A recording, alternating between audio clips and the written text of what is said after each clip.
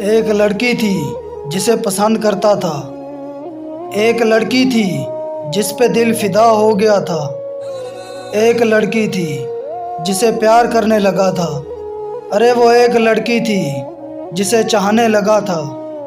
अरे वो एक लड़की थी जिसे अपनाने लगा था।